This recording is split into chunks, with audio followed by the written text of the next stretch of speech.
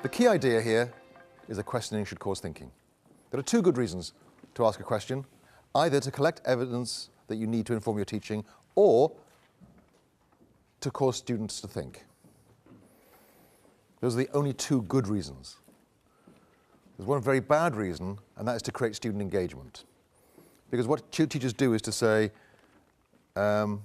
teachers say, now remember yesterday we talked about how plants made food with a big word for it, began with P, anybody remember what it is? Photo, and it's kind of that guess what's in teachers' head, isn't it? It's like an extended closed procedure where you actually leave out words that students have to supply just to keep the students awake. Teacher questioning. After lunch, I'm going to talk in more detail about how you might think about some good questions to ask in sort of formal set pieces. Closed versus open. Now, you probably heard in college sometime that closed questions are bad and that open questions are good. Well, actually, that's not true. Certainly if you're teaching physics, which way does light go? Does it go from my eye to what I'm seeing, or from what I'm seeing to my eye? That's a pretty closed question because there's two answers, and one of them is wrong. The photons are coming this way.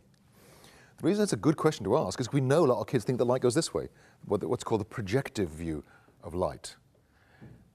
And so if you know what you're looking for, closed questions can be really good. If you don't know what you're looking for, then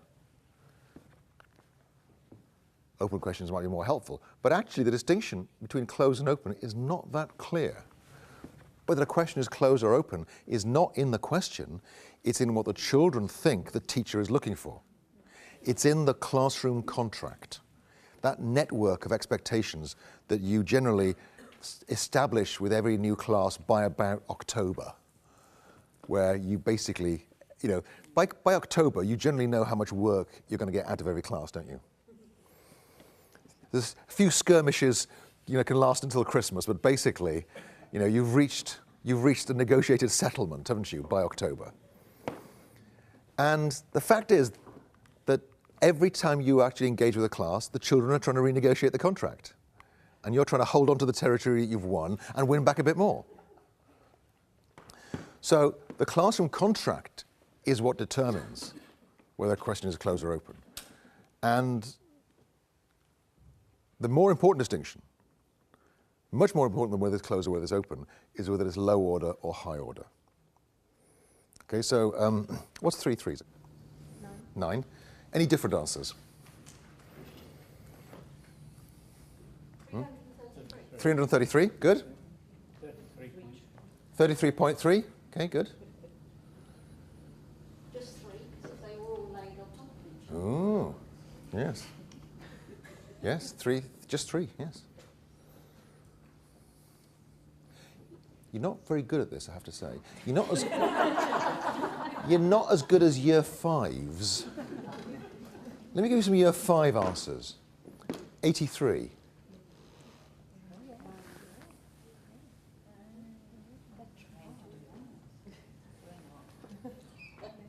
A flower.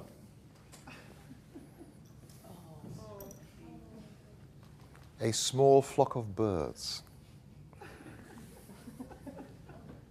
Now, when you thought I was asking what is 3 multiplied by 3, you were engaged in what psychologists call reproductive thinking. You trawl into your memory banks and you pull out a fact. And it causes no new learning. There is one slight benefit, which is that the recall of future facts, of that fact again next time, will be slightly faster. But that effect atrophies very quickly. When you realize I was asking for something else, your brain changed mode into something that psychologists call productive thinking. And that's when new learning takes place. So basically, new learning only takes place when you ask questions that cause thinking. The rest of the time, you're just rehearsing old learning. So the most important distinction between low order and high order. And if you're going to ask high order questions, you've got to give kids appropriate wait time. You know the research on wait time says that typically teachers allow about 0.9 seconds for children. You just got to slow down. It's really hard because every time the DCSF sends out a video on pace in lessons, They have these really impressive teachers, don't they, who are batting out questions and the kids are batting back answers, and it's really impressive. Don't confuse that with learning. Because those transactions are being conducted at such a speed that cognition is impossible. It's a very well-polished demonstration of an elaborate ritual completely disconnected from learning. Nobody can think at that speed, therefore nobody's learning at that speed. And pace, as often, requires you to slow down the classroom to get kids thinking a bit more than it does speeding it up. Now, we need to get away from IRE. IRE is what researchers call the standard classroom model: initiation, response, evaluation. I say something, you say something, and I say something about what you just said. I call it serial table tennis. Da-dunk, da-dunk, da-dunk, da-dunk, da-dunk. Teachers scatter the questions around the room just to keep the kids awake. What I think we need more of is basketball. I ask you a question, I ask you what you think of her answer, whether it's correct or not, I'll pick on you for an explanation. So the idea that the questioning can go around the classroom in a much more random order. No hands up except to ask a question. Why is that so important? Here's why. The latest research on IQ shows that intelligence is caused by environment. Yeah? But environment causes intelligence, and intelligence causes environment. In other words, people choose for themselves cognitive niches that match their preferred level of functioning. So in the traditional classroom, when the teacher asks a question, there are some kids who are trying to answer every single question the teacher asks. Those kids are actually getting smarter. Their IQs are going up, in fact. And there are other kids trying to avoid being called on by the teacher. Those children are foregoing the opportunity to get smarter. So if you allow children to choose whether to participate in your classroom, you are actually making the achievement gap worse. Because you're actually allowing some kids to actually pull ahead and other kids just stay where they are. So if you're serious about equality of opportunity in your classroom, you must create an environment in which participation is obligatory. And I modeled that for you today, didn't I? Because with that very first question on the fractions, I didn't allow you to volunteer whether you had an answer. I chose a table at random, and I chose a person at random, and I said, what's your answer? And poor old Sandra was the first. Yeah? But the point is, I don't know how you felt about that, but did you realize that there were some changes in the rules, and you better start paying attention? Because now you know that he might pick on us. Yeah? So that changes the whole dynamic and changes the focus. So no hands up, except to ask a question. Or, did you see when I took 3 random responses, and then I said, does anybody else have a different view? So sometimes you might volunteer and say, okay, I'm not going to go around everybody saying, do you have a different view? Do you have a different view? That would be silly. So it's okay to say, does anyone have a different view? Or something else to contribute to the conversation. But initially, I think, no hands up except to ask a question is an important rule. Class polls.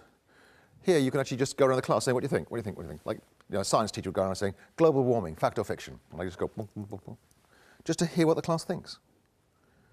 Just so I can actually use that to adjust my conversation subsequently. Hot seat questioning is when I pick on somebody, and rather than just scatter the questions around to keep kids on their toes like most teachers do, I would actually ask you a second question and a third, and maybe even a fourth follow-up, even trying to engage you in a conversation. And I would keep other children awake by saying, summarize what he just said. Yeah? Rather than compromising the dialogue from the beginning. So that way you get a much richer dialogue with one student, and then you ask someone else to copy it. The decision that a teacher makes most often in the course of a working day is typically, can I move on now? And typically the way that most teachers make that decision is to make up a question on the spur of the moment. Some children raise their hands, you choose one of those. If that child gives you the correct answer, you say, good, and move on.